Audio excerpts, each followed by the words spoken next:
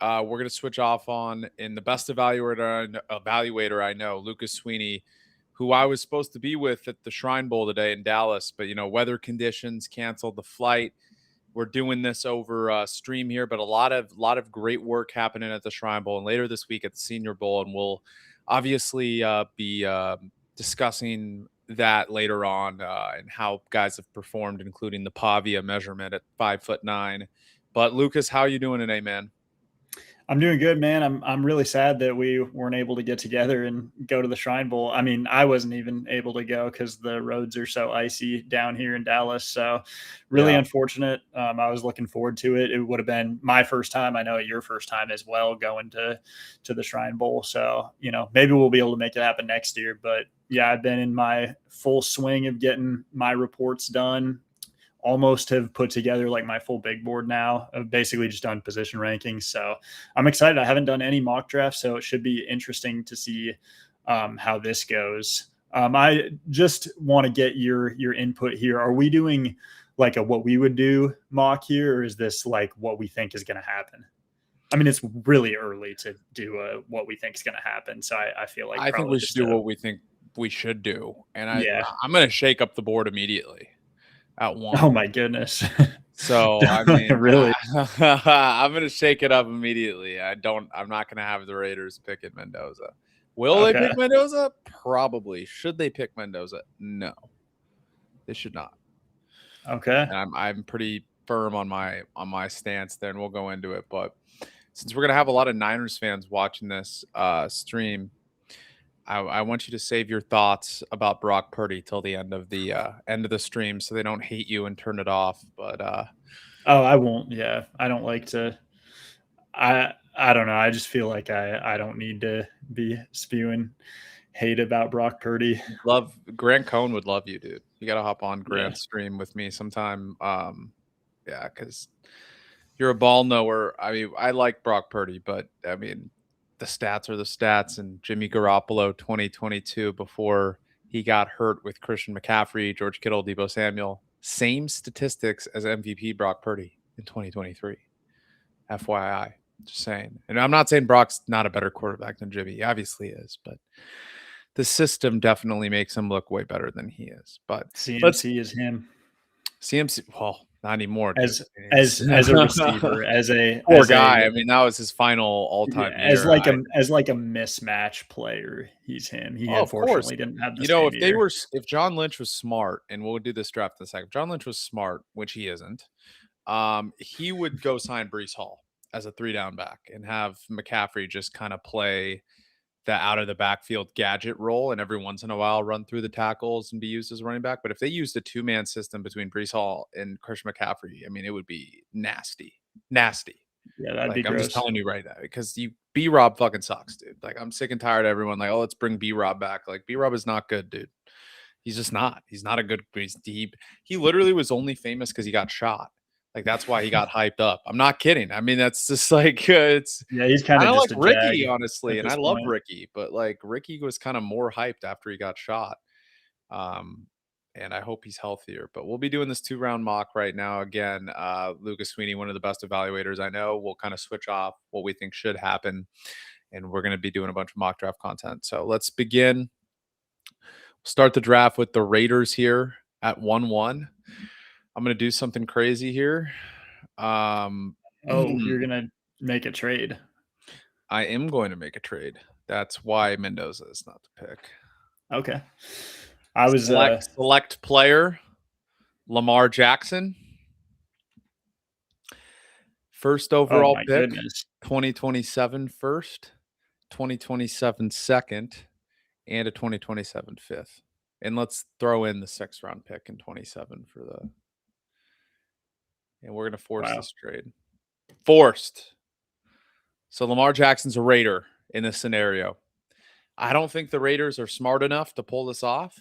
But if you have a chance at a top 3 quarterback and he's unhappy in Baltimore, you do whatever the fuck it takes to make it known. Because there's such an unknown with Mendoza. Like, he could be great. How the fuck do we know? We know what Lamar is. You know what I mean?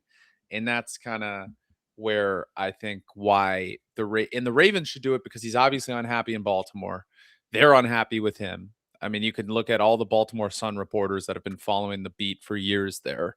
It's become the marriage is like deteriorating between the two. So I think Baltimore would be smart to get a first round pick, rebuild with a quarterback, new head coach, get a bunch of defensive players, got a quarterback on a rookie contract. You have the chance to compete and contend for a Super Bowl. So, and the Raiders should do it because Mendoza's not going to all of a sudden win them 10 games. Lamar's good enough where he could win you 10 games with that shit roster. So I'm going to let my dog out here. Yeah, you're going to compete in that AFC West, which is obviously a loaded division with the Chiefs probably like coming back to being a contender again next year. And then obviously the Broncos and the Chargers are still going to be good. So again, you got to do whatever you can to compete in that division. This is what the Raiders should do. So with that pick, Baltimore, who doesn't have Lamar Jackson in this case scenario, obviously Mendoza's grades are off the charts. Intermediate grade 92.2, deep grade 93.4. That's who we're going to take here. That's who we're going to take. All right, Jets at 2. You're on the clock, Lucas. What do you see here?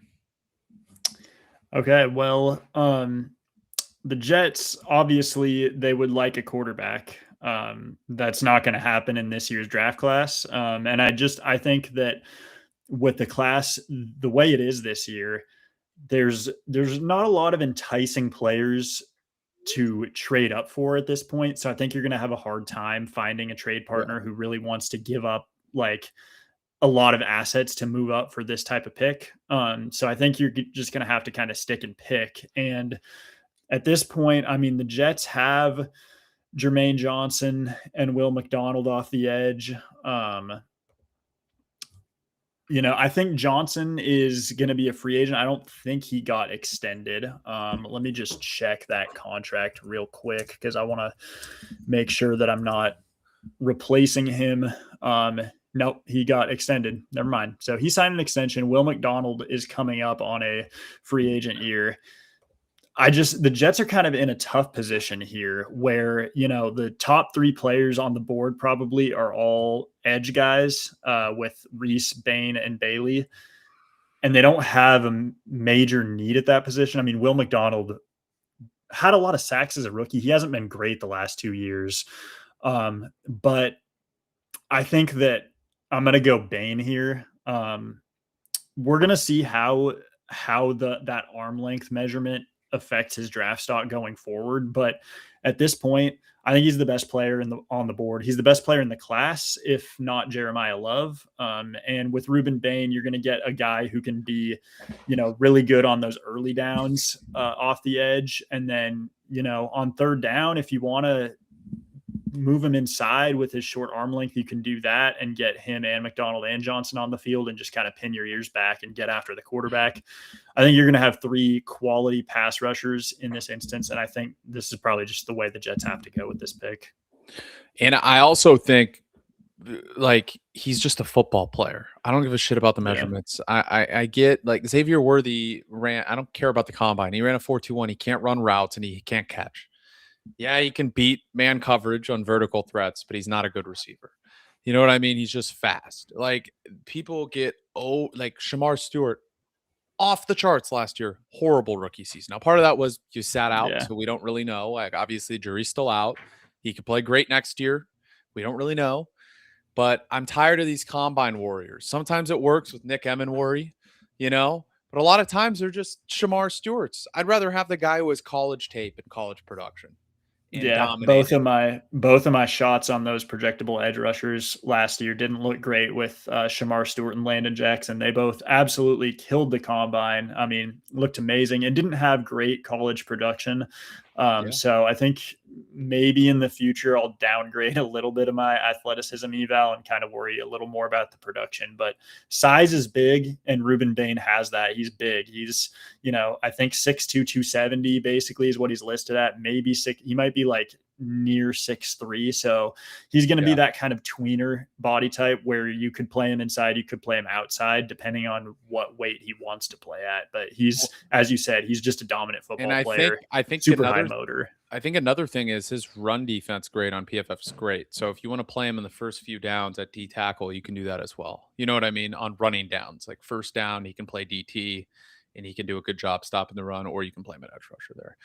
Again, this is live on TikTok, YouTube, and X. It'll be available on YouTube after, so make sure you're subbing there to my YouTube. And if you're watching this on TikTok and vice versa, if you're watching it on YouTube and now the TikTok servers are back up, please go follow me on TikTok because the servers were down for a few days. I couldn't post. And yeah, so I'm going to go to pick 3 here with the Cardinals. To me, what they should do is not what they will do. They're not going to do this. I would take Jeremiah Love, and here's why. I would take him at 3. You got to get superstars. I don't care, regardless of position. To compete in that division, you have to start getting superstars. And the only superstar left is probably like sure thing star at the NFL level is probably Bailey, Downs, and Love. So like to me, you got to pick one of those. And tackle's just not. It's not a talent-rich tackle draft. And they've been mocking Mauigoa and Fano there at 3 to the Cardinals. And it's like, why the fuck would you get either of those guys? I mean, they're going to be decent NFL tackles. They're not going to be game changers. So to me, there's no point in taking to take that step. Like there's the 3 other coaches in your division are top 5 coaches in the NFL, right? So you could argue right now, McDonald, Shanahan, McVay, probably 3 of the 5 best coaches in the NFL. Not named Andy Reid and Mike Vrabel or DeMeco Ryans, or some people would say Sean Payton, but my thoughts on Sean Payton. Intentionally injured players. I don't like Sean Payton. I think he's a dick.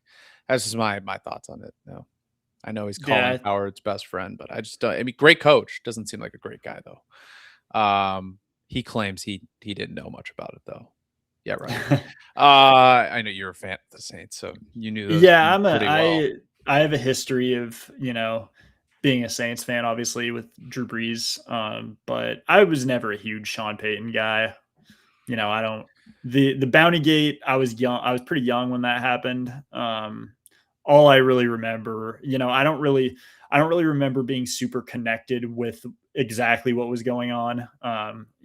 He's the head coach there though, Greg Williams, obviously the guy who was in charge of that all, but yeah, Sean Payton paid the price, suspended. Obviously if he was advocating for that, that's not great, but I'm not really if it meant the 49ers getting a Super Bowl, I'd hire Greg Williams in a heartbeat. If we had to get it, got to get it done at some point instead of choking for the past 30 right years. I'm kidding.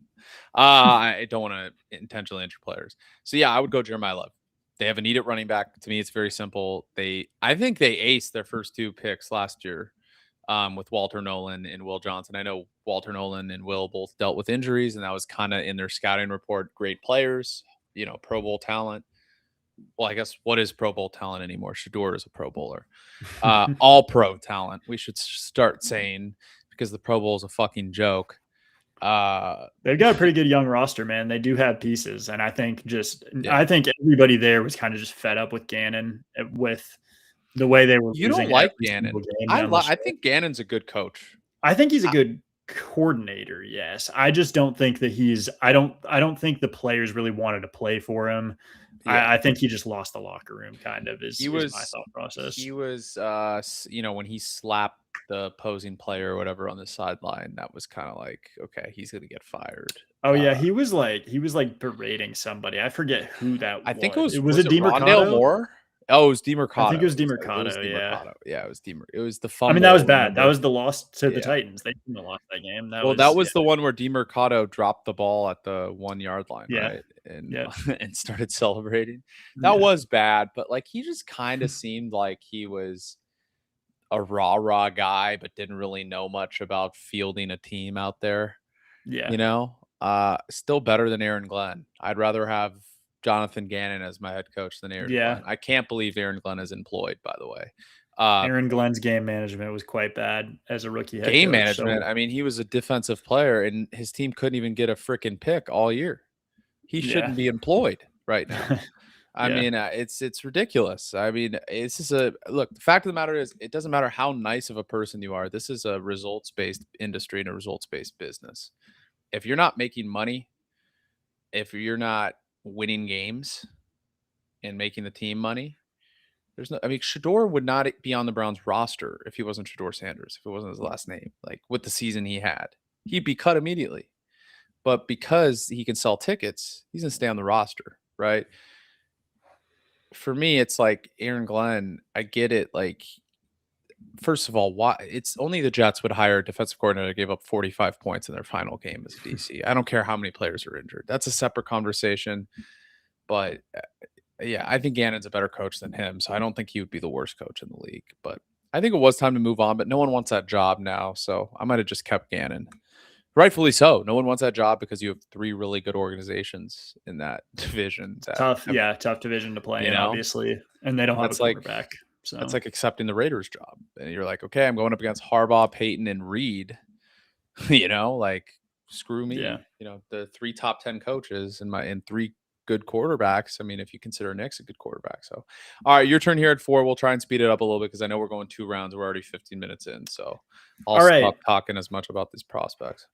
All right, so the Titans here, my mind is going in so many directions with this pick. Like they hire Robert Saleh, right? We know what he likes to draft, for his defense. We know we know his style, right? So the Titans have 0 pass rush. They have nothing off the edge. It's been Arden Key. They drafted Femi Oladejo last year way too early, and he was kind of a disaster as a rookie. So you need production there to help out Jeffrey Simmons and Tavondre Sweat. Like you're pretty good up the middle.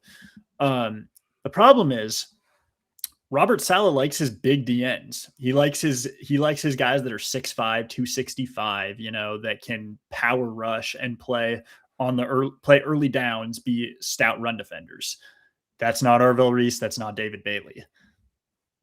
You don't really have a guy here that you can take with this high of a pick, So I think ultimately, eventually, Keldrick Falk from Auburn might end up being in this discussion. I'm not taking him, but with his size and explosiveness and ability to play the run, I definitely think he's going to be in the discussion ultimately. I think you could kind of get Peter Woods in the discussion as well. But like I said, they're pretty stacked up the middle. I don't think that you're going to take a guy who's going to play like 60% of the snaps at most here with this pick. So they also have a major need at wide receiver. You got to get weapons for Cam Ward, and they just hired Brian Daboll. So, who's a free agent that Brian Daboll just coached is Wan'Dale Robinson. So I think that's probably a connection that might happen. And in that case, you're probably looking for more of a wideout, more of an X or a Z receiver. Like Mekhi Lemon is my number 1 receiver in this class, but he'd be pretty similar to what you're going to get with Wan'Dale. I mean, probably another level to it, but ultimately you have it loaded up where I want to go with this pick. I think the medicals are going to be, kind of a problem.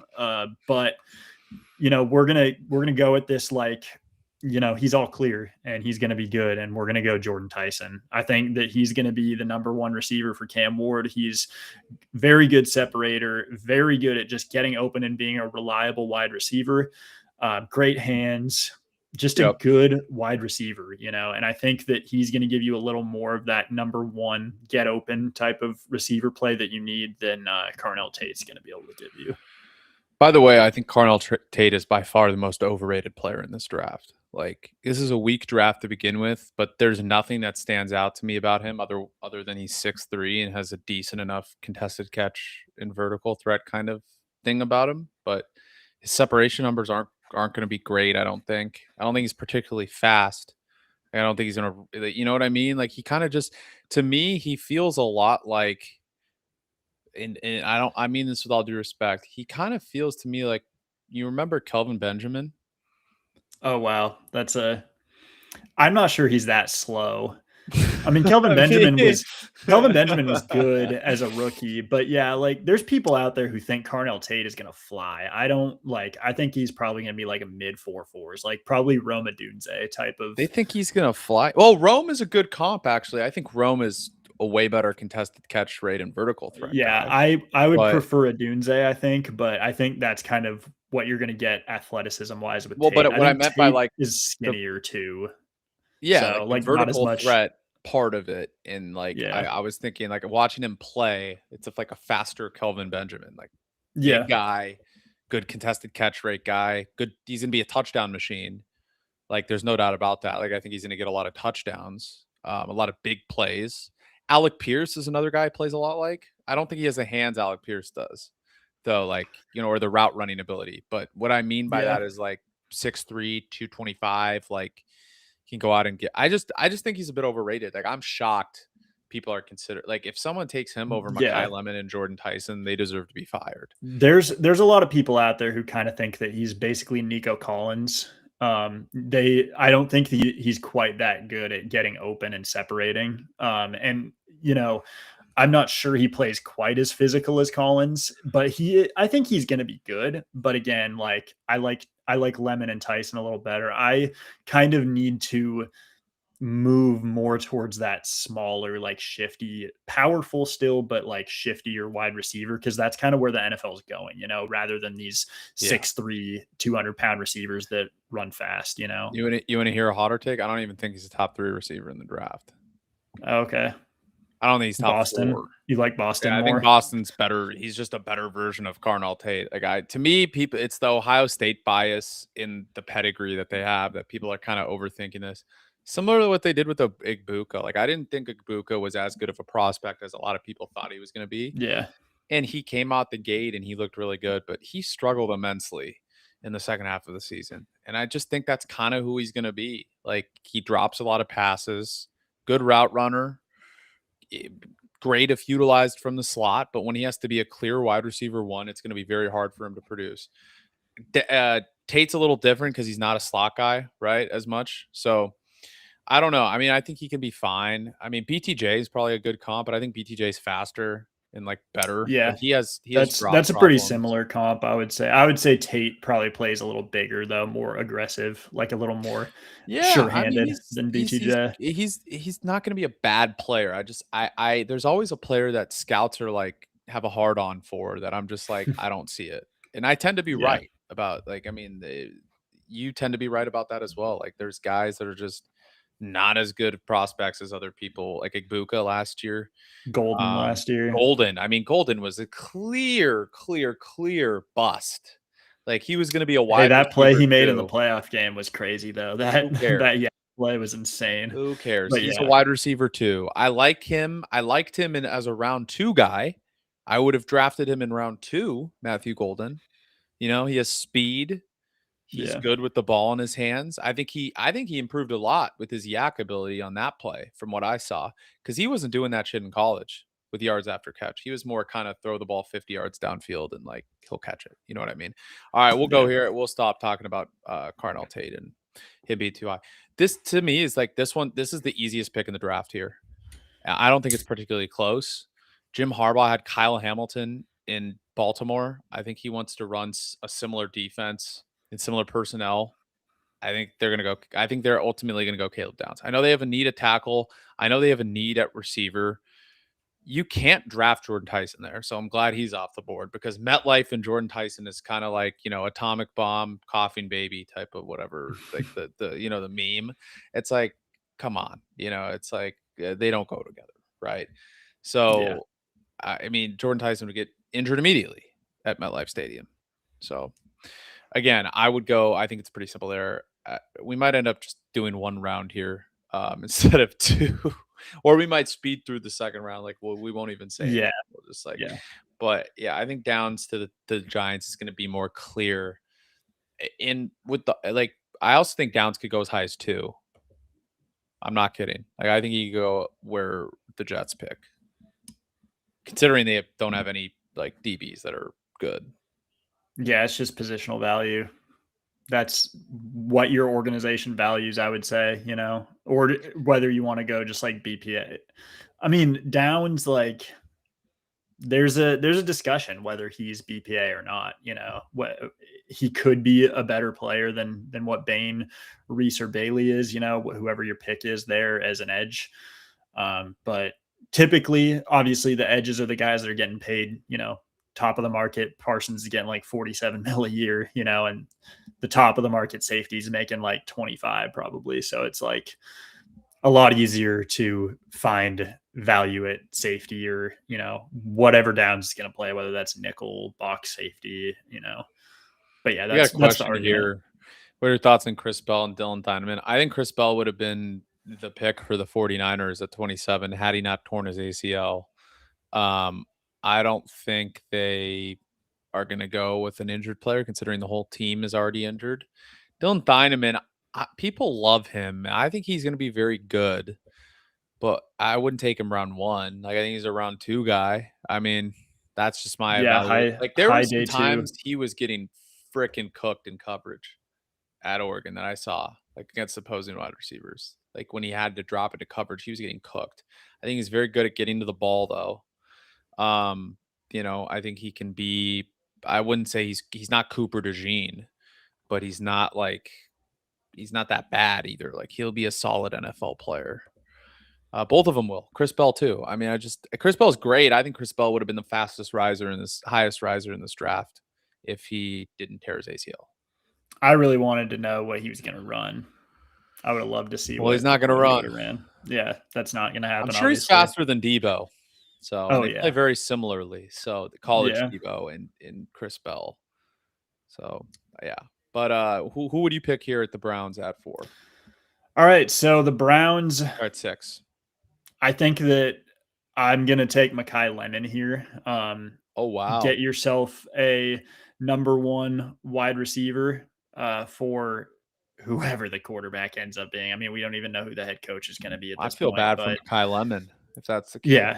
Yeah, it sucks. But they absolutely need weapons. They have nobody who's reliable there other than Fannin and Njoku, who's probably going to leave in free agency. And then, the run game wasn't efficient this year. Judkins got hurt and then it was worse. It's just a tough situation to play offense in general. So they need to get whatever boost they can get to that offense. And, whether the quarterback's going to be Deshaun Watson, Shedeur Sanders, Dylan Gabriel, or whoever they sign in free agency, they need to get somebody that's reliable. And that's Mekhi Lemon. He's Mr. Reliable, phenomenal at getting open, amazing hands. He super shifty, good rack player too. He's just going to do it all. And I am very confident in Mekhi Lemon. Do you want to hear my thoughts on Mekhi Lemon? I'm biased. I know you like him as a USC guy. Yeah. I don't just like him. I think he's going to be a top 5 receiver in the NFL sooner rather than later. Just the NFL values right now. You see JSN, you see Amon-Ra St. Brown. He's kind of a mixture of both. He's not as fast as JSN. He's not as strong as Amon-Ra, but I think he does a few things better than both of them specifically. Lemon isn't going to be a sexy player, right? He's not going to test off the charts. He's not going to, but he's just a fucking winner. He's just a football player. And you need football players to win championships. Look at the Patriots, dude. The Patriots, who they have at receiver? Joe and Schmo. You know what I mean? They have Stephon Diggs, who is 32. They have Kayshon Boutte, who's probably out of the league if he gets drafted by anybody else. And I like Kayshon Boutte. Somehow he's still getting reps and he's actually played very well. I mean, Josh McDaniels is a genius for even getting him involved because he was freaking terrible before he got there. And then you have, they don't even use Kyle Williams. You know what I mean? But they have football players Seattle. Jake Bobo is just a fucking football player, bro. He didn't test off the charts. No. Jake Bobo's good. He ran the same 40 time that I run, basically. So. Yeah, but he's a good football player. AJ Barter, not a guy that probably tested that well. Great blocker, great football player, right? Yeah. That's the type of guys, if you want to build a culture, those are the type of guys you need. You need hard-nosed guys that can get out there, make plays. Mekhi Lemon is going to get 100 catches almost as a rookie. I wouldn't be shocked. It's going to be tough with the Browns. I'll say that. Well, with the quarterback I don't think they're going to be smart enough to draft him. Yeah, this landing spot is brutal. They should hate it. They should take him. They won't. Yeah. I mean, theoretically, you could say the Titans or Giants could take him too, and that would be great but the Titans don't really have a separator, so that's why Tyson kind of fits better a little bit. And they need more of a twitchy wide receiver because they have Ayu Manor, and he's just a contested catch guy. I like Ayu Manor, but they don't really have anybody that can separate and be an X for a true X. So this guy says, why Lemon over Tate? I think it's pretty obvious. He's better at almost everything. Just at football. I mean, people are just gushing over Carnell Tate's physical ability, but he's just not the same football player as Mekhi. Mekhi's yards after catch is incredible. Mekhi's catch radius is better than Carnell Tate's even. Mekhi is able to just find openings in zone, find openings in man coverage, separate enough, catches everything. I mean, he's not going to test off the charts. He's just an elite receiver. He's going to probably end up being the best player from this draft class or close to it. Probably. Yeah, I would go Lemon over Tate because I think that Lemon is more likely to be that guy who's like a dominant, like short area, middle of the field wide receiver that's going to be open all the time, chain mover. Like he's your guy that your offense is going to run through. Carnell Tate to me is more of at his floor, a field stretcher. But QJ. His floor is Quentin Johnston, right? Yeah, similar, I guess, but I think he's going to be more reliable, obviously, than QJ has been. Unfortunately, well, hopefully he can catch a little better than Quentin Johnston. But yeah, like I think Carnell Tate's going to be good too. You know, I don't think you can go wrong. You know, with that selection, they need a receiver no matter what. I think I'm more confident in Lemon being able to be a guy who you can rely on to get open than Carnell Tate. Carnell Tate, I'm looking in my stat sheet right now. Mekhi Lemon the last 2 years, 19% of his routes have been open targets, and Carnell Tate is at 15%, which is pretty low. So just not a lot of like being super open in Tate's college career, which, you know, at his size, you're not going to get that much. It's pretty rare to get that combination of size and being open. So you kind of got to pick your poison, whether you want the contested catcher that doesn't pan out quite as well in the NFL or the guy who's always open, you know? So, by the way, I would trade 2 first-round picks if I'm the 49ers for Mekhi Lemon to move up. That's how confident I am on him being a superstar in the NFL. Like, and they need a receiver. That'd be an amazing landing spot. I'll say. Because he's a yak guy. I mean, he would fit in perfectly in Kyle's system. What does Brock like to do? Throw over the middle of the defense, you know, to the middle of the field. Mekhi Lemon's probably the perfect guy that can fit in those spots behind zone coverage and in man, get just enough separation. You know, I think Brock would fall in love with him. I mean, he's like the perfect type of receiver for a guy like Purdy because Purdy can't throw the ball like 70 yards downfield. You know what I mean? Like he needs guys that kind of like can find the space in defense, and Brock's kind of excellent at those anticipation throws. So, like, I feel like that would be I don't know, but John Lynch doesn't have the balls to do that. So, like, what am I saying? You know, he's not going to trade up for Mekhi Lemon. It hasn't worked out for him trading up in the past. So I think I'd rather have him trade up than draft the first round picks he's been drafted in the last half decade, which have none of them have panned out pretty much, except, you know, Bosa. But that was more like 6 years ago now. Bosa. And that was a layup too. Who else? Yeah, who else were you going to take? Lap. Exactly, I felt it was lap. Yeah, I mean, I just remember Javon Kinlaw, Solomon Thomas, Michael Williams. Jury's still out, but I'm not a big Michael guy. I mean, he had 0 pass rush ability in college, and they still drafted him. I get he's great against the run. I don't give a fuck. You're an edge rusher. You better fucking get to the quarterback. I don't give a shit. I don't care. They literally drafted him for Robert Saleh too, and Saleh's gone now, which like sucks. Yeah. They should have just said, fuck you, Saleh. You're leaving at the end of the year. We're going to draft who we want, James Pierce. I don't care about the wide 9. Just made him eat it. That was probably or Walter Nolan or somebody like that. All right, I'll make this quick here. Commanders, if he's on the board here, they're going to take Bailey. They just need pass rush juice really bad. And I think Bailey would do very well under Dan Quinn. Crazy to see Arvell Reese on the board there, but I'm actually not as high on Arvell Reese as other evaluators. Like, I think he's good. I think he has a ton of upside. He's an extremely risky pick, though. I feel like extremely risky. I don't know. Maybe that's just me. I'm also a little worried because Abdul Carter was kind of mid this year. Maybe not advanced stat-wise, but if we're just talking pure production, I know he plays on a stacked D-line. But they were calling him the next Micah Parsons, and he was a far superior prospect to Arvell Reese, who they're also now, every year there's a linebacker that they're like, oh, he's the next Micah Parsons. You know? Yeah. I'm kind of looking into I love David Bailey. I think it's a good pick. You know, I think I have Bailey and Reese pretty much in the same exact tier, and it's kind of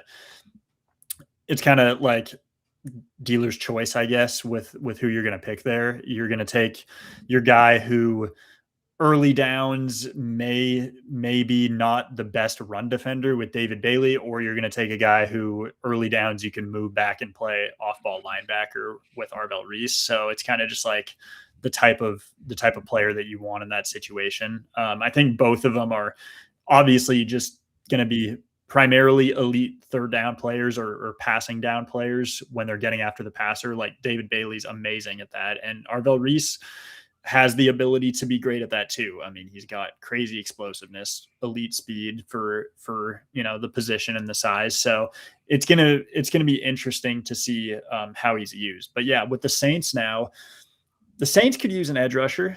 I mean, they could use a guy who's going to rush the passer. I definitely consider Arvell Reese here with them. If you're thinking about potentially playing him at linebacker, you've got Demario Davis, who's getting up there in age, and Pete Werner, who's been good for you for a while now. So, and then you've got a need on the interior, I would say. Brian Brzee is kind of your guy there. You have Nathan Shepard. They could use a little more upside, and I think that's probably where I'm going to go, and I'm going to put Peter Woods together with his old. I don't know if they played together, actually. I mean, they were both at Clemson, but I'm not sure that they played together. He's like 20. Who knows? So you're going to take Peter Woods?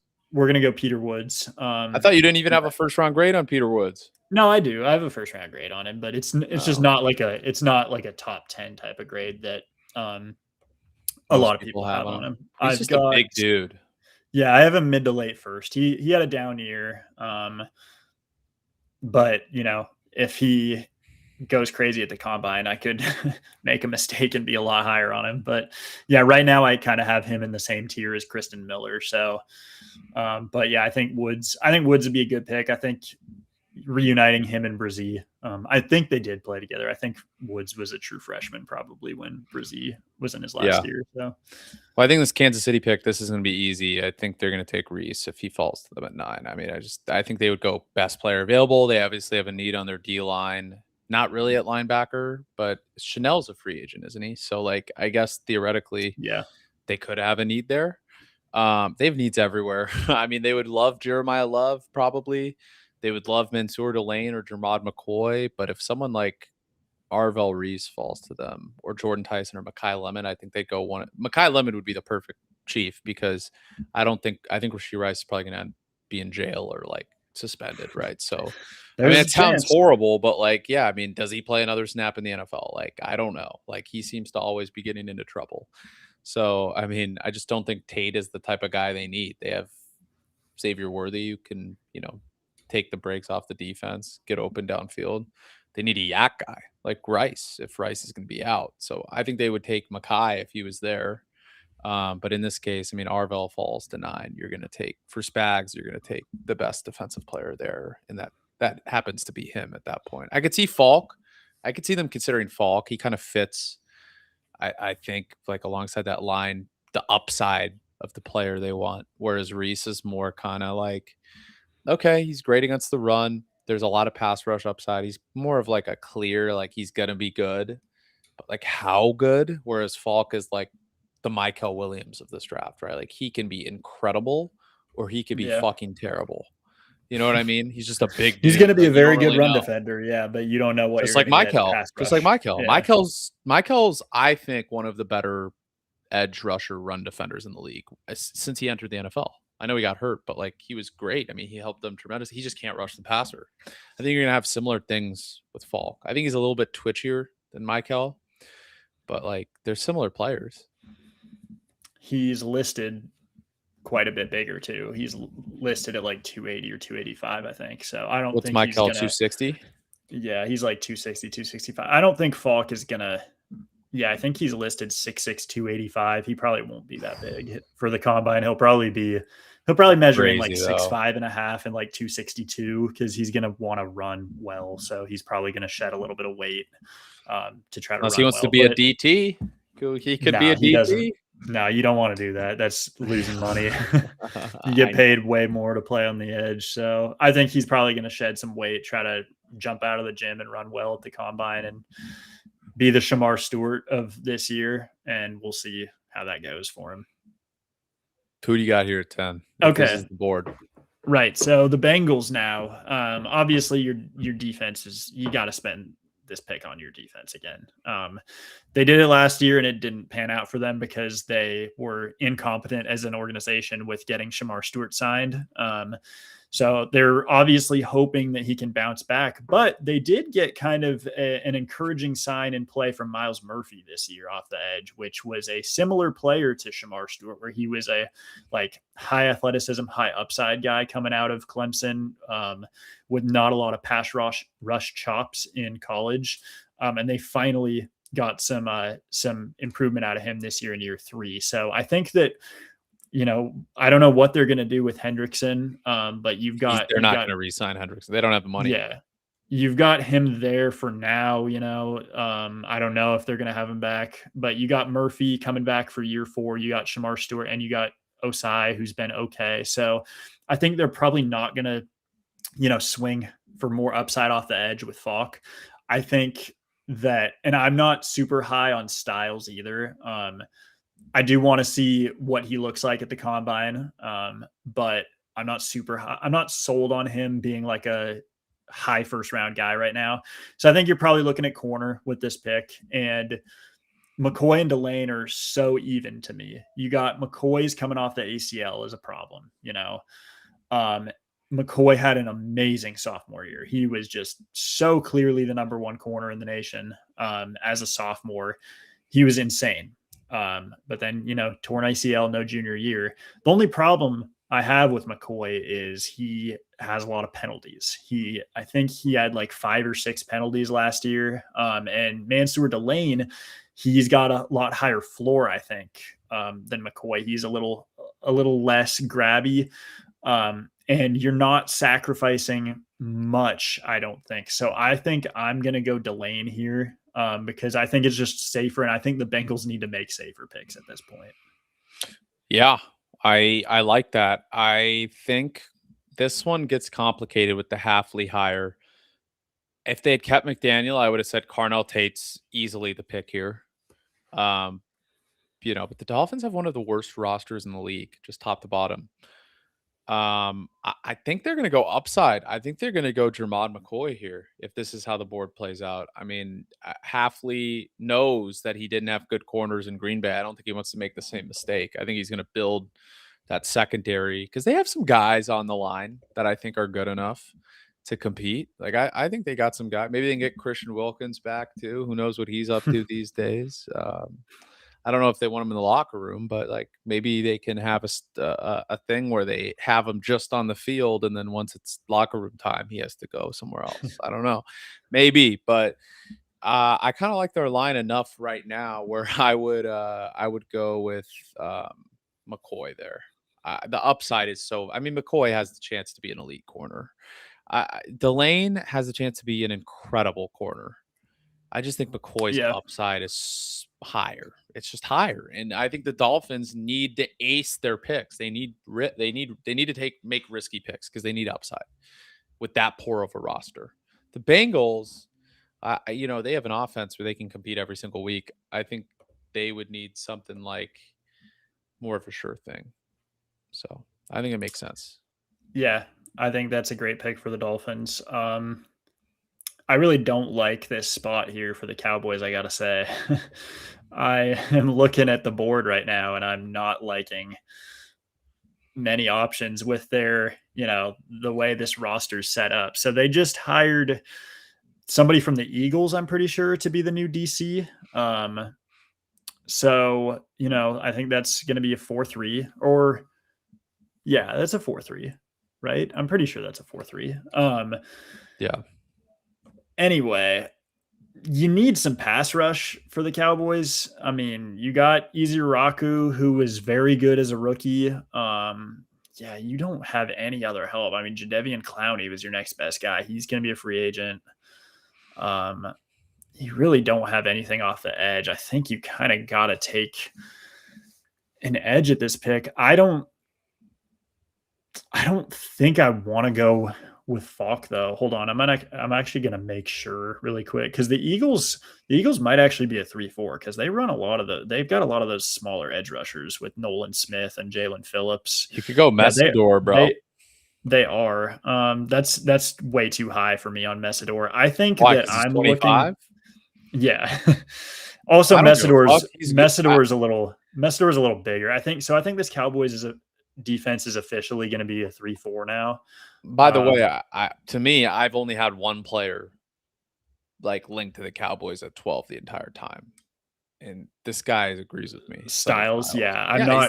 He's the best coverage linebacker in the draft by like 1,000 miles. I think that like that probably will be closer to what will happen, but going with what I would do draft, I think I'm gonna go with TJ Parker here. Wow, you that's really need to high. get some pass rush ability. I think TJ Parker has that combo of size and athleticism where he's going to be versatile with how he fits in schemes. I think he could play a 3-4 outside linebacker, and I think he had a slightly down. He had a slightly down year, but he was so good the year before, and I'm betting on the player. The Clemson just had something going on. Something went wrong where everybody kind of fell off last year. So I think that ultimately, fine. I think Terrell played well. He had like 3 forced fumbles, right?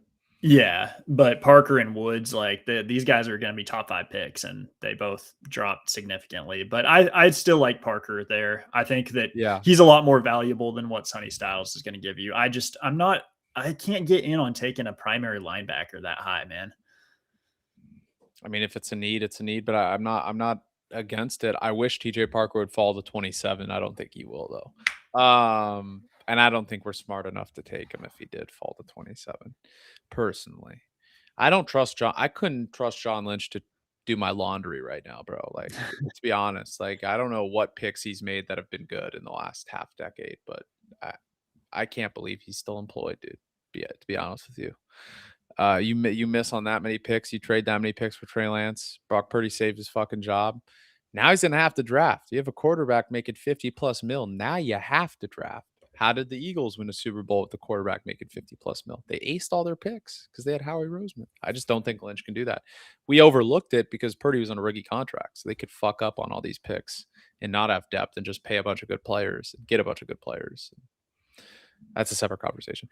Rams here, with Mansour and Jermod off the board, this gets interesting here. I think that they would go Francis Mauigoa here if the board plays out like that. And the tackles fell hard in this mock. Yeah, I mean, I think that's obvious. I mean, Mauigoa is going to go 3rd overall probably, but at worst 5th or 6th to the Giants or Browns. But in this mock, like what they should do if the board plays out like that, I know the Rams have a need at corner, but they could also sign a corner in free agency. Like I would go with the sure thing tackle, protect your old quarterback. I don't know. That's just me. Yeah. All right. Well, now we're in this fantasy land here where the Ravens do not have Lamar Jackson anymore. So they've got Fernando Mendoza. And I think you're just absolutely sprinting this card in. It's Carnell Tate easily. Like you got to give him his number 1 receiver for the future. Zay Flowers is solid, but he's not a number 1 guy. He's a very gimmicky receiver. He's good, but is he going to be your guy that you can scheme up as your number 1 wide receiver? I don't think so. I think Carnell Tate can be that guy. And I think this would be a great combination with Mendoza, just giving him a phenomenal infrastructure to succeed right away. And I would say the question is going to be what happens with Derrick Henry if this happens this way, where they're going with a rookie quarterback. That would be interesting. But yeah, I think in this case, they're probably operating that they're going to keep him. And, you got Tate, Flowers, and you got your tight ends now. Andrews at least likely is a free agent. Who knows whether they bring him back or not, but that's a pretty good infrastructure around Mendoza. Yeah. By the way, that 86% contested catch rate is fucking nasty, by the way. Yeah. It's incredible. I think that would be a perfect fit with Lamar or with Mendoza, depending on what the Ravens do. All right, Tampa here. I think this one's sprint to the board too. They need upside, especially at edge. Oh, especially at what did you think? I was gonna go I City. thought you were gonna take Styles. I was gonna say take him so I don't have to take him. No, I don't think they would take Styles here. They don't need a coverage linebacker that high. Again, I think Dallas would have been the only team to take him there at 12. I think Dallas is probably going to get him at 20 now. Like, honestly, like, I mean, he's a coverage linebacker. He's not going to be a pass rusher, right? I think they would take Keldrick Falk in this scenario. They just need somebody with upside. That D line is freaking horrible besides Vita. So, I mean, I think they would have to do that. Whatever happened to Kalijah Cansey? Pretty sure he was hurt for he's been Was hurt a was he lot so playing far. well? Because I, like, never see him on the field, and I liked him coming out of Pittsburgh. He hasn't been great so far, but I think he's just been kind of banged up throughout his Okay. career, so he hasn't Yeah. really had an opportunity to hit any stride yet. So I think he's good, though, but I think if you get Keldrick on the edge alongside Vita and Cansey, like, they should be set there, at least for the future, for the foreseeable future, right? So, what do you do here if you're the Jets? You picked Bain, right? Second overall. yeah, so this is a tough position because they definitely were licking their chops with Carnell Tate falling. Mhm. You definitely could use another wide receiver for whoever that quarterback's going to be. You know, you Yeah. got no idea who that's going to be. Let me take a look. Elijah Vera Tucker is a free agent, so they I think they want to bring him back. Is kind of what I've heard. Membu was obviously amazing this year as a rookie. Fashanu has been solid, and he's going into year 3, so you are probably expecting him to. Don't bring up Membu ever again. That's a trigger word. I wanted him to be a Niner so bad at pick 11. Him and Banks were both off the board, dude. I'm still pissed about that. But right. Membu's a star. I don't know. I'm looking at Styles too. They really don't have much at all at the linebacker position, and it's they don't have much anywhere. Yeah, the defense is not great. The cornerback room's not good. Looking at it here, Azarie Thomas, he's kind of your he's your gonna be option the that QB1. I like Azarie actually. I wasn't huge. I wasn't huge on Azarie, but he's your guy that you gotta hope is your number 1 next year. So I'm kind of looking. They're definitely not taking a corner this high of anybody that's remaining. You know, it would be a ballsy pick that I would like. They won't do it, but if they took Chris Johnson here from San Diego State, that would be a money high. pick. I think Chris Johnson's going to be a star, dude. I was watching his tape. I know he was playing some bums because he played at SDSU, but like that guy's good, bro. That guy's going to test off the charts too. So there's a few names. I'm thinking that they're kind of going to be looking at interior O-line here. Mm-hmm. And you want to go kind of BPA of what your needs are, I think, at this point, right? So you're looking at maybe interior O-line. You're probably not going to take a tackle because Fashanu and Membu are probably going to continue playing outside. You're definitely probably considering Styles. So I'm considering, Vega Ioane, and I'm considering Jennings Dunker because Dunker's a guy who's probably going to move inside to guard. He is a little bit low there, huh? There's also been they announced, I think, just now that they were going to part ways with Tanner Engstrand, the OC, which I don't think is the right decision. I think that he was pretty good last year. I think that he was just working with an absolute dumpster fire at quarterback. Yeah, what is he supposed to do? When Tyrod Taylor's your best shit, you're not going to make you're not going to make lemons. You're going to make shit. You know what I mean? Yeah. So given that they took Bain already, what happens if they go toe for toe, band for band? Mesidor and Bain. Nah, screw it. We're going Styles. I'm gonna take Styles. Okay. Just get BPA. I mean, dude, he's gonna be a great linebacker though. Like I think he's gonna be great. I think they got to restock that defense. I think Aaron Glenn definitely feels heat on him now with how bad the defense was this year. So I think Glenn has to turn that unit around. I don't think he cares how bad the offense looks this year. If he has the defense looking a lot better, I He'll think he keep his has a job job. the next Yeah, year. So exactly. And you're not taking a quarterback this year, right? So like even if you bring in no, Malik Willis or Kyler Murray or whoever they bring in, like or Mac yeah, Jones, like, this pick's so easy. You're running to the board here if Fano's still there. I mean, what was their biggest like need this year? I mean, besides another edge rusher alongside Aiden Hutchinson, I mean, their offensive line got just mauled this year. That was kind of yeah, their biggest issue. So I think they go lineman regardless. If it's not Fano, like if he's already gone, which he probably is at that point, it's probably Vega Ione, right? Like or Emmanuel Pregnant's good too, dude. I don't know. I think the guards in this draft and Jennings Dunker, like the guards in this draft are kind of nasty. I have to say they were good. The tackles aren't that good. The guard, there's a lot of like solid guards in this class, yeah. like interior O linemen. From what I've scouted already, like I love that guy from what's his name, Rutledge from Georgia Keelan Tech. Rutledge, yeah. He's a baller too. I like, but I liked Connor Colby, and he was kind of ass. So I mean, last year. So who knows? Maybe I don't know much about. Hey, he was a UDFA, so that was if you can get a UDFA that starts he wasn't going to be a starter right off the bat as a rookie, but he put up meaningful snaps as a rookie. So I still believe in him, bro. I don't know. He's better than Burford. Burford's fucking terrible. I hope somebody pays him the Aaron Banks deal because Aaron yeah, Banks was horrible for us, and he's the Packers. The Packers GM should have been fired, bro. Like, give 80 million to Aaron Banks. You don't deserve to have a job. I'm sure Niner fans know that who are watching this right now. Like, he sucks. He stinks. dude, this draft class gets so thin. Holy moly. Yeah. Why do you think? I kind of wish, if the Niners were just going to be injured and losing the divisional, might as well tanked. Got a higher pick. Yeah.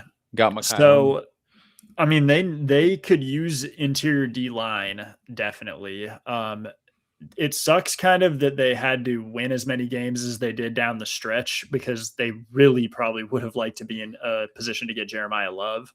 That would be a huge upgrade for their offense, and it would help McCarthy out significantly, Yeah. But at least they got to see some bright spots from McCarthy going forward, so you can, be confident in him at least, fighting for the job next year. I like that, Grant. I would be down for that mock draft.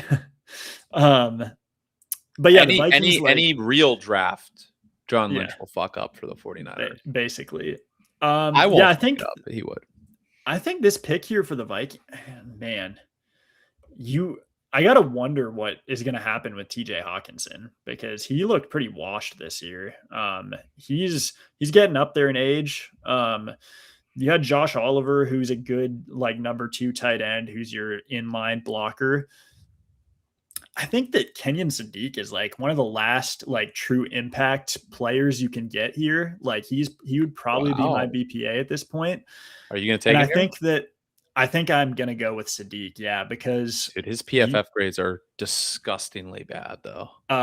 Yeah. So here's what I got on Sadiq. All right. I'm going to look at what I've got on him. Yeah. He's going to test very well. He's going to be fast. He's very good at forcing missed tackles, and separating, being open in general. I think it was just kind of a weird situation.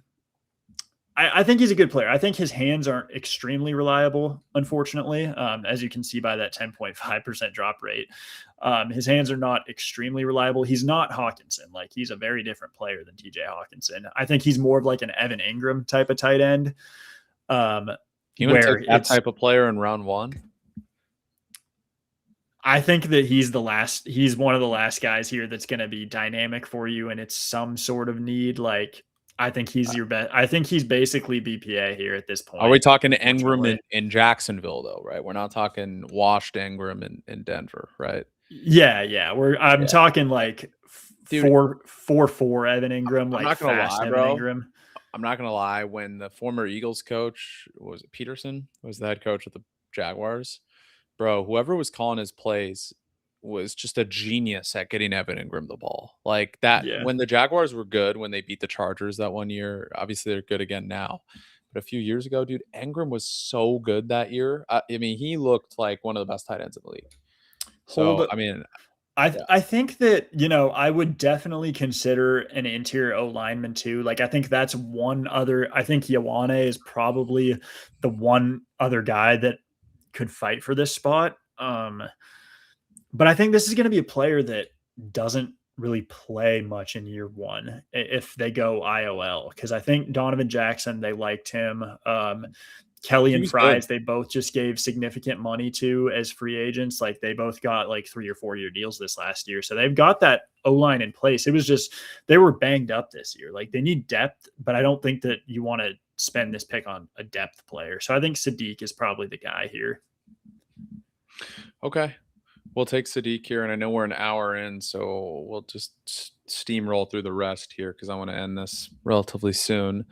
Panthers here. I think, look, they say wide receivers a need. I don't really think it is. I mean, No, McMillan, Coker, great. I don't think it's a Leggett first is round need. fine. Yeah. I think it's like a day 2 need. Where would you play the you already have 3 wide receivers on rookie contracts that you like. Like, I mean, Leggett hasn't been good, but like Leggett Coker's is really your odd good. man out. Yeah, Leggett's your odd man out. Leggett's gonna have to eat raccoon and not play in the NFL anymore more often, I guess.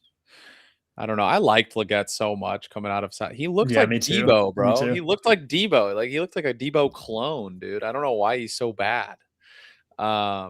Whatever. It doesn't really matter. Coker's obviously surpassed him on the depth chart. Cokeheads reunite. Carolina here, I think, would take Cassius Howell. He's small, but like, he was so good at just getting to the quarterback. So I don't know, dude. I would just go pass rush juice, especially in a team that just made the playoffs. You spent your last few first round picks on offensive players. Princely looks pretty good, right? Last year for them. Derek Brown doesn't really have any help on the D line, right? I mean, how much help does he have? Yeah, they could definitely use some help there, I would say. Just I the don't think trenches in Howell's going to general. ultimately go that high though, because he is 6'2", you know? He's got very short arms too. Yeah. So, like, again, you're just kind of banking on the tape, which looked really good, but Texas A&M pass rushers have been hit or miss over the last decade. You'll get Myles Garrett or you'll get Shamar Stewart. It's really no in between. It seems like they're either elite or fucking terrible. I don't know. That's kind of like the Texas A&M special right there. What do you got with Dallas here? Bro, this is tough, man.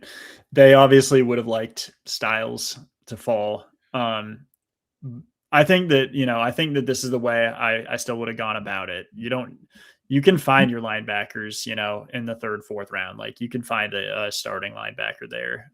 Much more likely to find that than a starting edge rusher at that point. So, I think you're probably going to go with. See, this is the point in the draft where there's not really like a clear BPA anymore. I don't think. Like, for me, it would probably be BPA here. Would probably be Denzel Boston. Maybe could be Ioane. Maybe like a tackle potentially. And I think tackle is probably where I would go for the Cowboys. It kind of depends on what happens with Pickens too. If they don't bring Pickens back, sure, like, they probably go Denzel Boston here. I liked Ryan Flanoy a lot. He was phenomenal as a wide receiver 3 for him. I also got to stop rambling on these picks a little bit. Basically, long and the short of it, I think we're going Caleb Lomu here. That's who I would take as my next tackle off the board. And I think that this is a player that isn't necessarily going to start right away for the Cowboys, but I think he's going to be kind of an upside guy in the future. I have no idea. Pickens. They should. Pickens, I would guess, gets tagged, and then like probably if he doesn't get extended, is probably going to cause a scene in camp. So I wouldn't be shocked if he's not on the team. Yeah. They'll tag him and then they'll give him like a 5-year extension probably. Yeah, I think he's going to get a lot of money. He made himself a lot of money. So I think they should probably pay him. Because how many teams have won Super Bowls with 2 receivers making 30+ million? It's just Philly, right? Just Philly. Yeah, I don't know what Devontae Smith was making when they won the Super Bowl last year. I don't know, dude. Like, I know the Niners were paying Ayuk and Debo, and that shit didn't work well. So yeah, it's tough. And you got Ryan Flanoy was very good. He was very efficient last year, and I was huge on him going into the draft. I think they got a steal with him in the 6th round, so I think he can operate as a number 2. But I agree. you I have way also more think their upside tight with end. Pickens. I think their tight end's very good too. This pick's Yeah. obvious. You need wide receiver. You're not taking Ty Simpson this high. You're going Denzel Boston if you're Pittsburgh here. I don't give a shit. Like get a legitimate option. He's probably not the perfect complement to DK. Casey Concepcion probably is the perfect complement to DK. But like, how do we know DK is going to be there long term? You know, I know they gave up Yeah. compensation for him, but like he's kind of been a head case, hit or miss there. Boston's then you have 2 6'4" Mike Evans types of receivers right there. You know what I mean? Like not to the level, but you know what I mean? Like X receivers. If you have 2 X receivers, I mean that'll do wonders for a guy with a great arm like Aaron Rodgers. Assuming he's back with his Super Bowl winning buddy, Mike McCarthy. Yeah, it's weird. It would be a weird kind of fit with those two together, but can make it work. It's the only person who wouldn't have been able to make it work is thankfully coaching Ohio State now. So right. Yeah. All right. So the Chargers here, this is fun. They just brought in Mike McDaniel to be the OC. So they really struggled with the O-line last year. And I think that now with that wide zone scheme that Mike McDaniel's probably going to bring over, you're going to get a fast guard, and that's going to be Jennings Dunker. Is a very, very perfect fit, I think, here for this offense. And I think that Mike McDaniel would take this card and he would just absolutely sprint to the podium. He's good, dude. He's going to go. He's going to go this high. PFF has him way too low. He's very versatile. I think he's going to be an excellent player. This is interesting. I think here you went Sadiq already. Yeah. That would have been the pick here because Goddard's a free agent. I mean, this sounds crazy. I think they go Vega Ione here. They love making sure their line is stable. They have a needed guard. I mean, they had some injuries this year on that O-line. I think Ione's probably the safest bet to be a Pro Bowl guard in this class of the guards, right? Like he's probably the safest. I don't know if he's the highest upside, but like I think he's going to be a solid player. I don't think there's any doubt about that. Yeah, I like Ioane a lot. He's a beast. So what do you do here if you're Cleveland? If you have Mekhi in the first? I really don't know, man. Like they obviously who's throwing the football to Mekhi Lemon, but you can't draft the quarterback. No, you're not going to take Ty Simpson here probably. So I mean, I think that there is a chance ultimately that Ty Simpson will kind of sneak into this Jackson Dart range, back of the first. But I'm kind of looking at their roster right now, seeing, what they might look at. And, I think they paid Alex Wright pretty solid money for like edge 2 money. They got really good contributions from Mason Graham as a rookie, and Malik Collins was crazy. I don't know if Malik Collins is a free agent, but I think they'd probably extend him based on the year that he had. You got a great year from your rookie linebacker, Carson Schwessinger, and then you got Devin Bush and Jeremiah Owusu-Koramoah there still.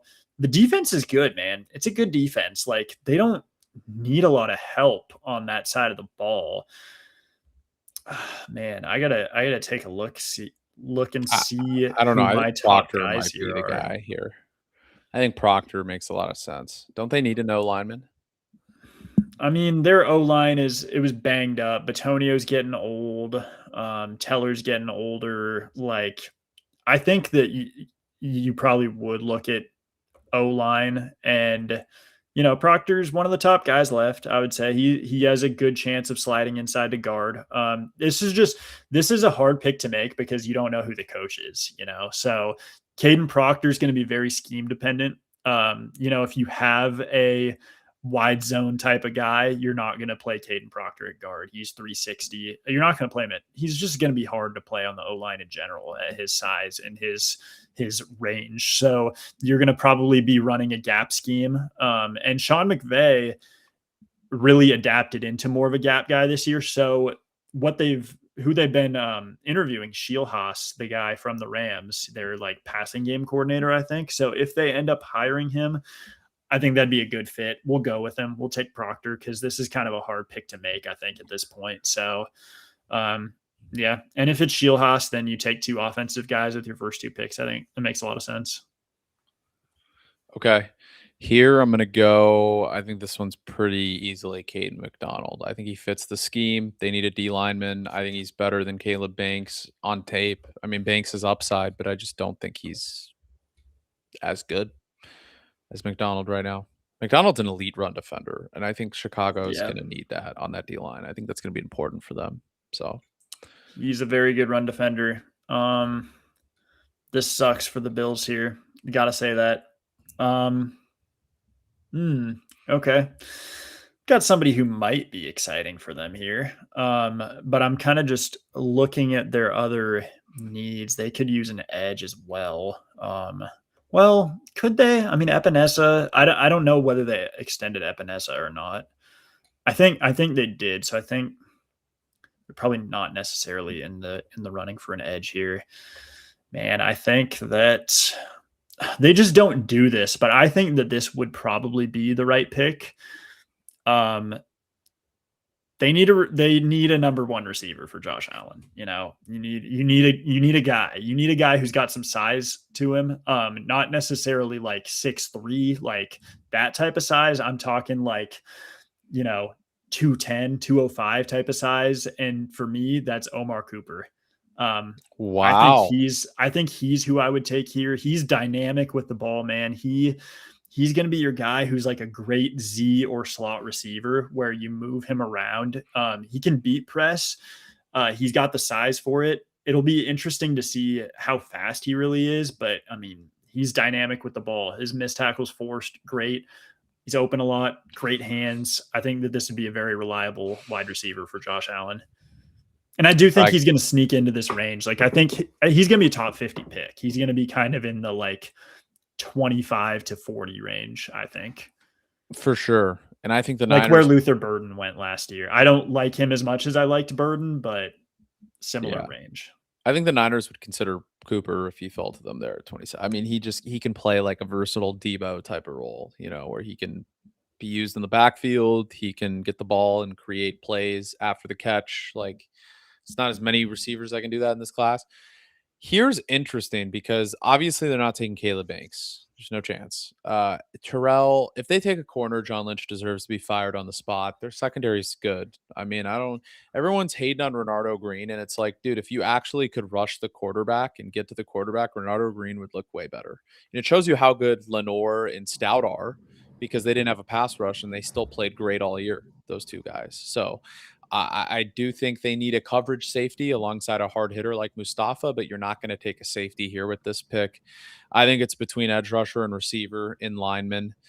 I hate this guy, but probably a great human being, but like everyone keeps mocking this project Monroe Freeland, and his tape is atrocious, bro. I don't care. He's not good. I don't know why there's always that one prospect that people like after a year of not being in the top 15 just automatically gets like first round consideration. He's this year's version of that. Like, I don't think he's that good particularly. Yeah, I think he had a really good playoff game against Ole Miss in that last game. Like, and who do they have at pass rusher there? Who do they have at pass rusher? Ole Miss. Prince Will. His Princely's brother. Princely's brother. He's fine. He's not as good as his brother, but he's transferring. He's not even on the team. I think they'd consider Akeem Mesidor, honestly. He could play the wide 9. He's 6'3", 280. I don't know. I mean, obviously Saleh's not the DC anymore, but it seems pretty consistent that they're going to probably play the wide 9 and promote Gus Bradley. Gus, the fossil Bradley, as I call him. I mean, that would be the worst fucking hire of the 21st century, I think. You think they might get Raheem Morris? I wish. I would love Raheem Morris instead. I mean, Raheem Morris also has his problems. I mean, he was carried by prime Jalen Ramsey and prime Aaron Donald on his Super Bowl run that he won as a DC. But still, he's better than Gus the Fossil Bradley, whose scheme hasn't worked since Obama was in office. It hasn't worked in forever. That's just a fact. He just doesn't know what the fuck he's doing anymore. I don't know why they hired him. He obviously the Legion of Boom type of defense does not work anymore. The NFL has adapted. I know he was the orchestrator of Legion of Boom, but I mean, he was an abysmal DC when he was given opportunities recently. I mean, I just think they're gonna do the lazy type of Nick Sorensen hire and just hope and pray. That's what the Niners do. They operate like a fucking weird team. They don't operate with any balls like the Rams or like, the Seahawks. Like, go out and get what you fucking want, bro. Go get Jim Schwartz. Go give him a bag. Who cares, dude? Like, I don't know. That's my rant there. I don't think they have I think they would take someone like Mesidor way too high right there. I think they'd consider Chris Bell even with an ACL, who probably is the best fit. But you got to understand, Kyle doesn't play rookie receivers. So, like, to me, this pick gets interesting because the pick here with the board playing out should be Casey Concepcion, right? You need speed. You need a guy who can return punts, assuming Sky Moore leaves in free agency, right? Guy who can return kicks, a guy who's a clear separator in Casey Concepcion. His grade versus man coverage was 80. Probably better than any guy on the roster at beating man coverage already when he enters the building. Besides maybe Ricky Pearsall, but I think he's probably better than him at beating man coverage right away. I like Casey Concepcion. I know you probably think he's more of a gadget guy. I can see a few picks here. I'm not as high on Concepcion. I mean, I think Bernard he kind of has brick hands a little bit. Yeah, he drops everything, but that's a perfect Niner. I don't know what you're acting. We're acting like we're dealing with a competent organization here in terms of drafting and evaluations. Right. Like, we're just not. Jeremy Bernard would be a good pick because he can play Debo's role. I actually think the perfect receiver for them is probably Surratt. He catches everything. Great versus man coverage, which is something they need. He's not a blazer, so he's not sexy enough probably for them at that selection. But I think he'd be the most solid guy, bang for your buck, like can play right away. If they take Chris Brazell, I'm not watching a game this year. I'm gonna be so mad, dude. I mean, that's just that's just Deontay Thornton. They're the same fucking player, dude, and they played at the same college. So like, he's fine, but like, what are we doing here? Stone hands, fast. I could see them actually getting some balls and taking Zachariah Branch here.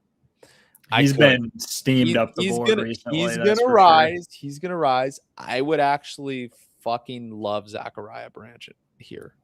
See, Branch is a guy that I am gonna struggle with here because he is like Concepcion, but more of what Concepcion is advertised as than what Concepcion actually is to me. The only problem with Branch is that he is thin, like very thin, 175, I think 5'10", 175, but he's got significantly better hands. I think he's a better rat guy than what Concepcion is. I kind of have them in the same tier here. But Branch has obviously way more reliable hands. And he plays a little bigger than Concepcion does. They're similar size where Concepcion's like, 185. Branch is a little lighter, but he plays bigger. So I think Branch is simply better at everything than Concepcion, pretty much. Like, he's a better returner than Concepcion. I know Concepcion's a good returner, but Branch is better. He's faster, better yak ability, better rack ability, quicker. Like, I just don't understand how he's not being considered top 15, honestly. I think he can be a star. I think he can be a superstar for sure. Here's my biggest problem with Branch and why what is it? I would not draft him this high.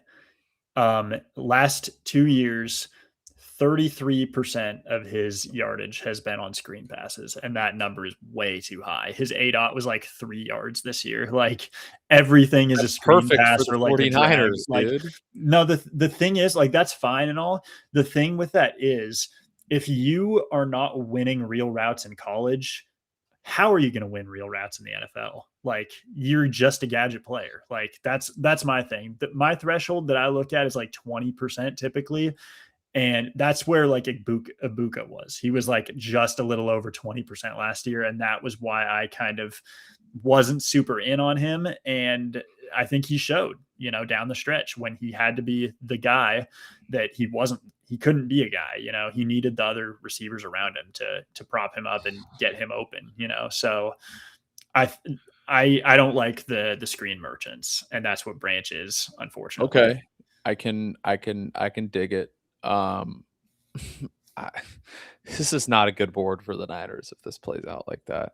Like this. Mesidor. I don't hate that Mesidor pick, honestly. I think Mesidor fits the scheme. He's got juice in the pass rush. I think if it plays out like this, I think Mesidor is the best pick here. I don't care that he's 25. You can play fucking football. You know what I mean? I care less about age, dude. Tyler Shuck's 26. You know what I mean? Like, he could play quarterback, apparently. You know, I guess jury's still out, but like, I don't care, dude. Joe Burrow was like 25 as a rookie. You know, Lamar Jackson, it was like already an MVP winner and been in the league 4 years by the time, or 3 years by the time Joe Burrow came in. You know what I mean? Yeah. So I don't know. I like Mesidor there. All right, we're just doing one round here, so we'll finish up these last few picks. Who you got here in Houston? The Texans desperately need to just take BPA on the O-line, I think, here at this point, because I mean, they need to protect Stroud. They need to protect Stroud, one, and they need to improve their run game too. The run game was horrible because they had no running back and they had no O-line. Like, that's just not a good recipe. Can you show me the interior O-line tab just so I know how far I would be reaching here? No, yeah, okay. So scroll down a little bit. It's too far. Yeah, it's too far. Holy moly. Where is okay, maybe he's listed as a tackle actually. Can you go to tackle?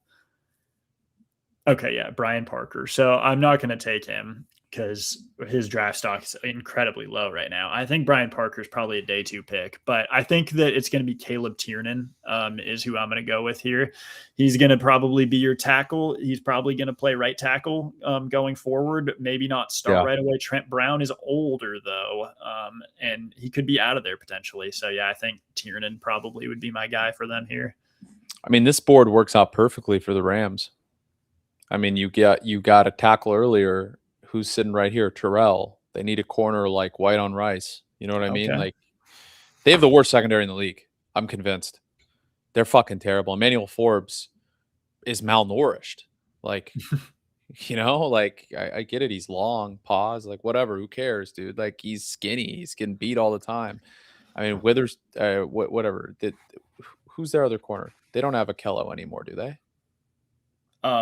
Akello Witherspoon. I think he was. Do they still have him?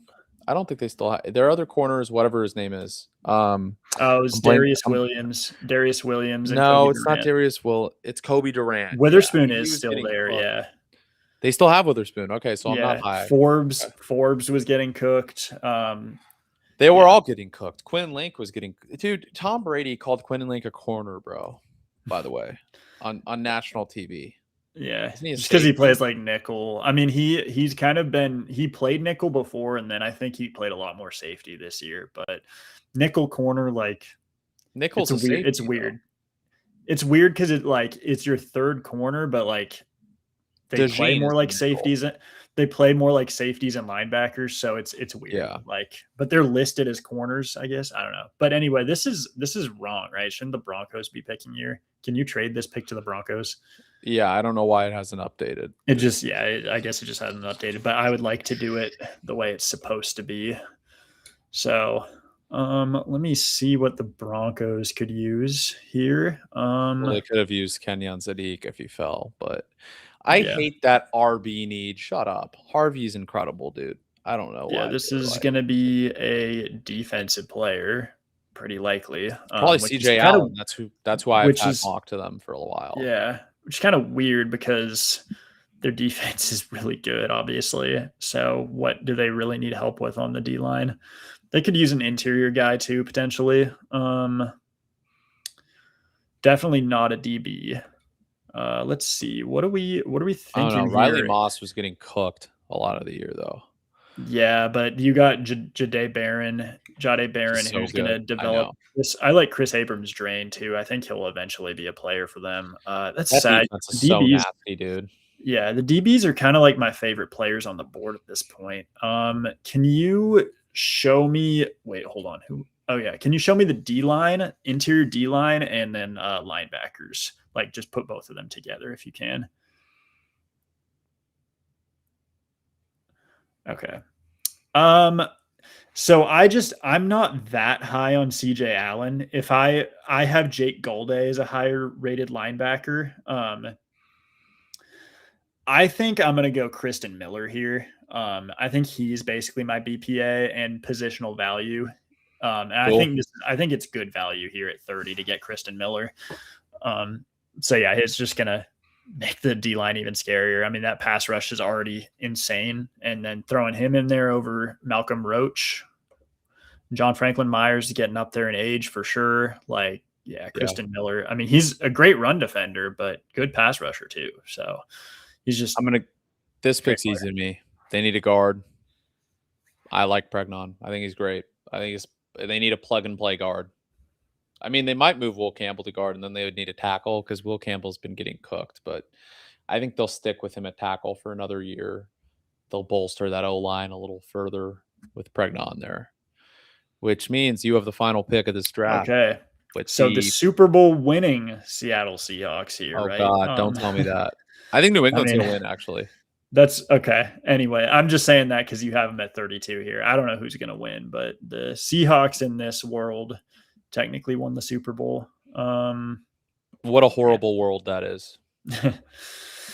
Who is my top player left? They definitely still have a need on the interior O-line, that's for sure. Can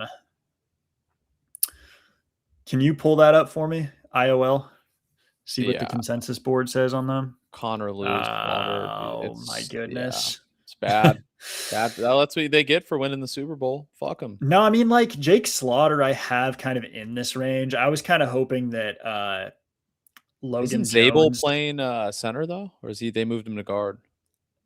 He was playing guard. Or wait, hold on a second. Yeah, he's playing guard. Jalen Sundell's at center, and I like Jalen Sundell, but he's kind of he was a UDFA. They played together at North Dakota State, I'm pretty sure, which is cool. But Anthony Bradford, I know Seahawks fans really don't like him at right guard, so you kind of want to upgrade at right guard a little bit. Like, that's kind of what I think seems like their biggest need right now. I don't really think they need a receiver that bad. You got Torrey Horton coming back from the injury, who was looking like a legit wide receiver too. They have Jake Bobo. Jake Bobo, he's a blocking receiver that you can use. So, and then he'll play out there with, maybe Cup. I don't know. He might be the most underrated player in the league, Jake Bobo.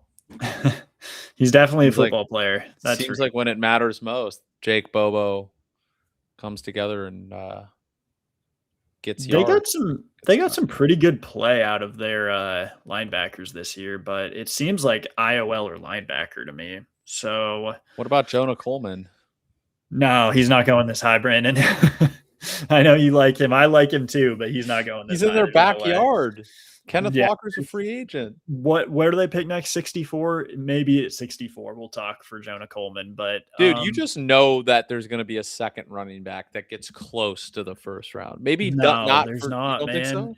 It's just such a bad running back class. Like, the only way I think. Can you show me the running backs actually real quick? They love Jadarian Price. I like Jadarian Price. Okay, yeah, no. The thing is, the thing that would get a running back up near this range is one of the bigger guys running a high 4.3, like 4.38, or like if Nick Singleton runs like a 4.28, maybe. I mean, Singleton, super raw running back, like not polished whatsoever, like not really a very good player, but phenomenal athlete and good size. So, but no. Man, dude, this is a tough pick for me to make here. Why don't they just go D-line with Caleb Banks? Who cares? Just triple stack them. It'll be like the three dragons, the three-headed monster. You have Byron Murphy, Banks Leonard is a Williams, sick pass rusher. Nah, I don't really like Banks that much. I don't like Banks this high. What about corner? Isn't Reek Woolen a free agent? You could take Colton Hood. I don't really like the corners that much this high either. Like, value wise, I think that I would go. I'm definitely considering Jake Golday. Can you show me the tackles actually real quick? Because I want to just see if any of these guys can maybe play guard, but I don't think they're going to be ranked highly either. Like, no. He can't play guard. Brian Parker, but no. Dude, I think I'm going to go with Jake Golday. Yeah. Actually, wait one second. We'd consider a safety because the safeties are like some of my highest guys on the board. But I mean, they just have so many good safety type players. They love Ty Okada this year. So, and Emin Wari, of course, is crazy. Yeah, They have Julian Love, don't they? Oh, wait 1 second. You know what? I think Zion Young is probably my highest rated player left.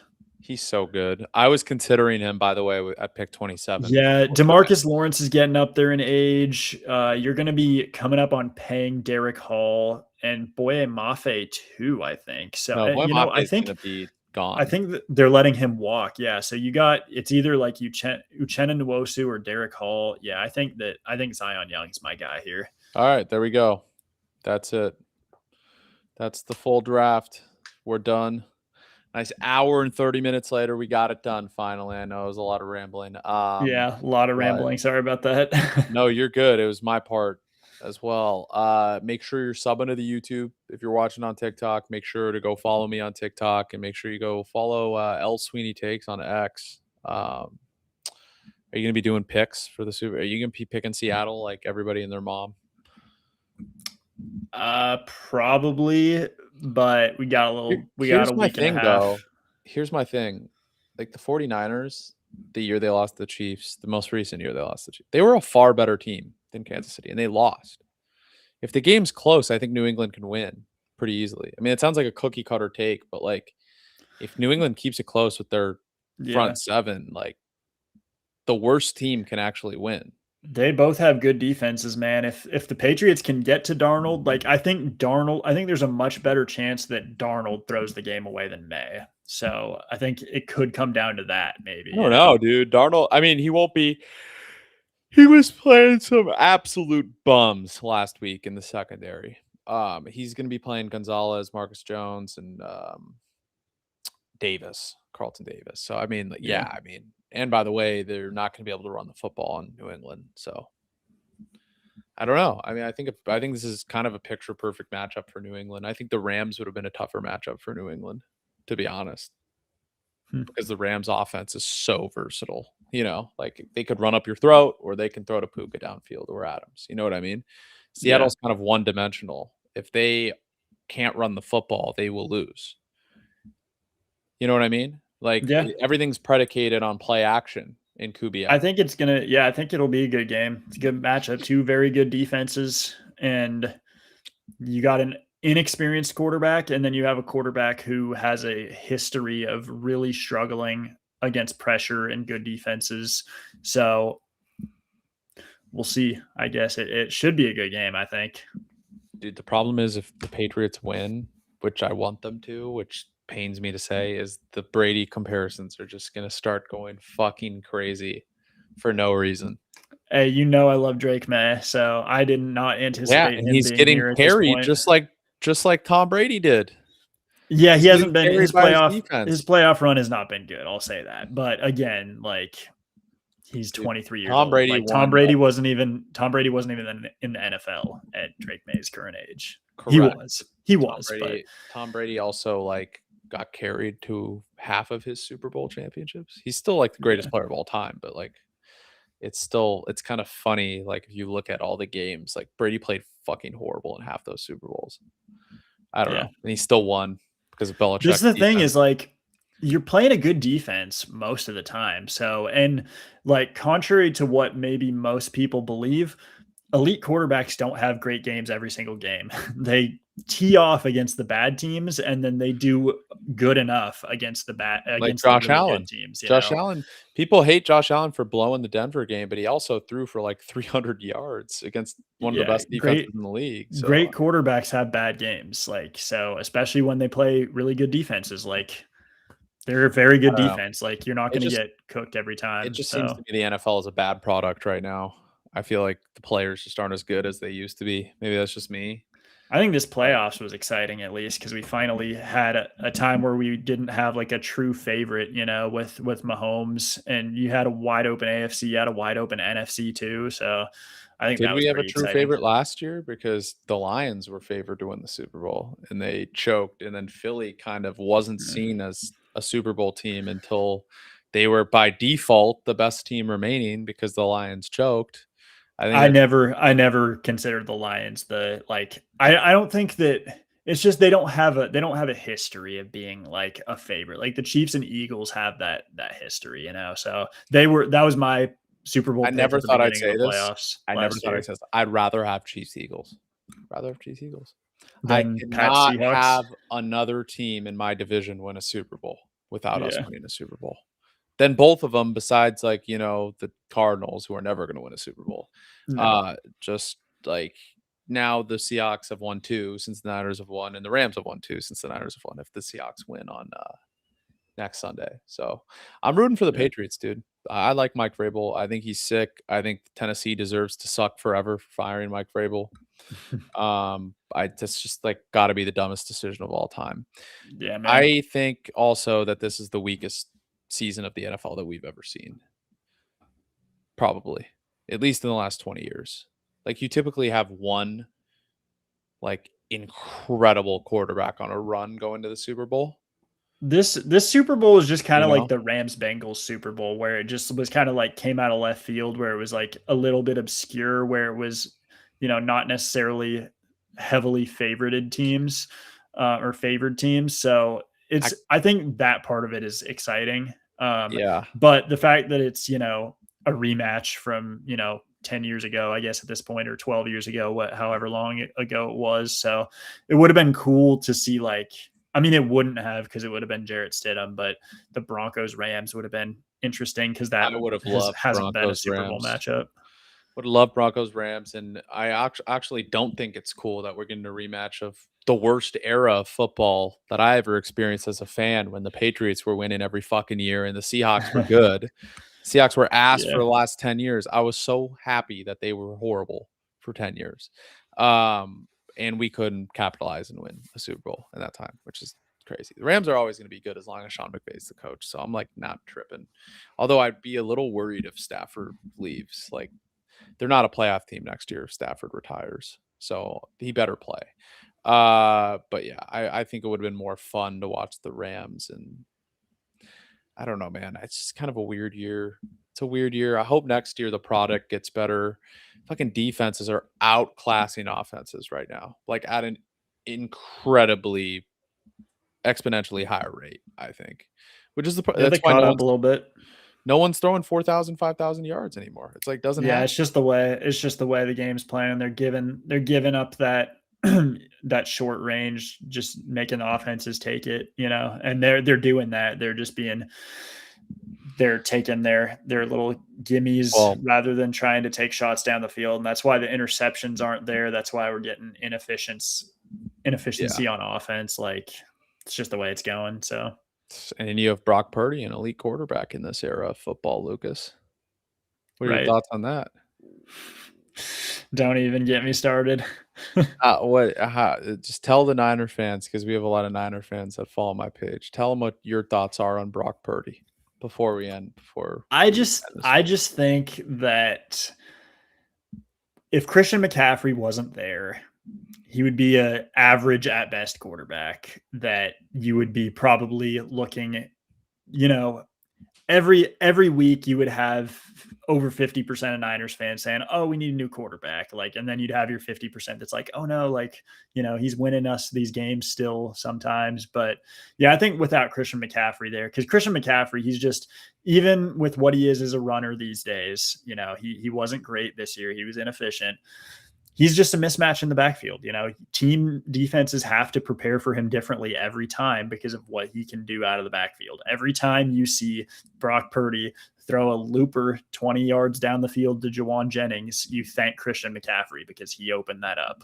That's just the fact. So that's why Brock Purdy has put up the numbers he has. I will say he had his best year this year, I think.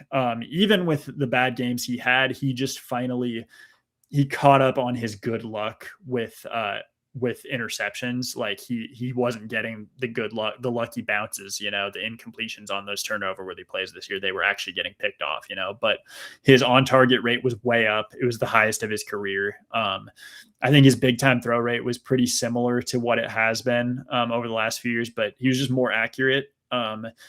making similar decisions. He's always been a risky quarterback. He just was painted as a risk-averse QB early in his career because every ball he threw to the opposing team clanked off of a helmet somehow. So that happened like the first 2 years of his career. And then this year he was on pace for like 19 picks. So well, I think that's who he's always going to be. That's why I think people compare him. That's the thing, is that he, in 2023, he fooled everybody by throwing like 8 picks or whatever in a full season because everything clanked off of defenders' hands.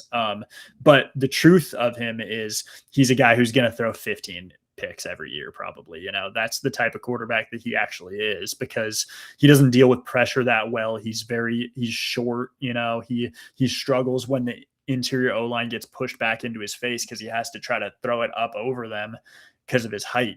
So that and the lack of arm strength, they are real problems. That those will always limit him and will prevent him from being Justin Herbert, or Josh Allen. I'll give him some grace here for a sec. I do think, to his credit and to his defense, I mean, he had no wide receiver 1, 2, or 3 this year, really.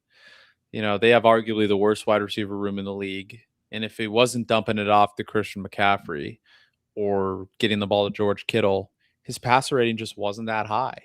And I think that would have been for every quarterback that played in that system this year. Yeah, like, you don't have a receiver. I will say this year he threw to Kendrick Bourne and who else? Sky Moore, I guess. Well, he didn't really throw to Kendrick Bourne. Mac Jones threw Demarcus Robinson was there. But yeah, I mean, you had Jawan Jennings is he's a good number 3 receiver in the league.